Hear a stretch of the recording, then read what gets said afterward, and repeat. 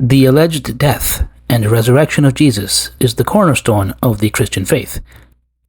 But was it always that way? The Didache, or teaching, is a Christian document dated by scholars to the early to mid-2nd century CE. While it is not a canonical book, it contains various teachings about how Christians should live, and the practices such as fasting, prayer, and baptism they should perform in their daily lives.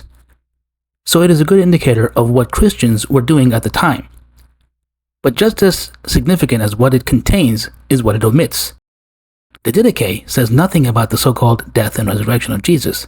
This is a significant omission, and is usually seen by scholars of Christian history as evidence that the belief in the death and resurrection of Jesus had not yet attained the importance that it would attain in later Christendom. Burton Mack notes that there isn't the slightest association with the death and resurrection of Jesus in the Didache. But some Christians insist the omission is not a problem. They think that the Didache was simply a book about Christian practices, and thus it didn't need to mention the resurrection of Jesus. So, to suggest that it omitted the resurrection because the community didn't believe in it or placed any salvific importance on it is a, quote, argument from silence. But as Professor Marcus Vincent, historian of religion, states in his book, Christ's Resurrection and Early Christianity and the Making of the New Testament, the text speaks about the resurrection of the dead. But, contrary to Paul, the author does not make any link to Christ's resurrection. This is all the more surprising as the Didache writes about the Lord's Day and quotes the thanksgiving prayers of the Eucharist. The broken and scattered bread is ecclesiastically brought together in the celebration of the community, but there is no allusion to his resurrection. So as a matter of fact,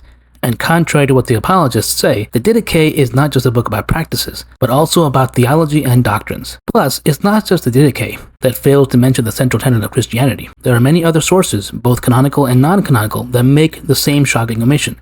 As Vincent notes, especially in datable early Christian writings up to around 140 AD, a surprising number of texts do not refer to Christ's resurrection at all. Others contain only passing notes or allusions to the resurrection.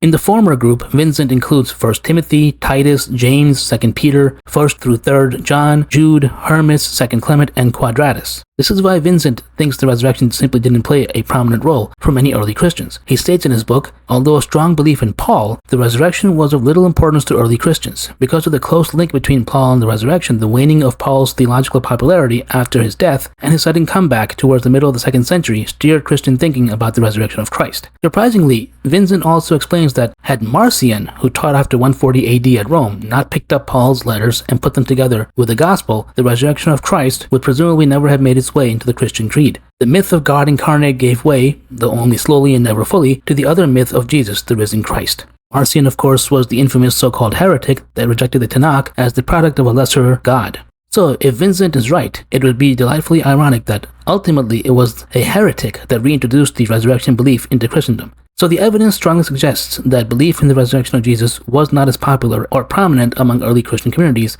as the apologists claim. وَقُلْ جَاءَ الْحَقُّ وَزَهَقَ الْبَاطِلُ إِنَّ الْبَاطِلَ كَانَ زَهُوقًا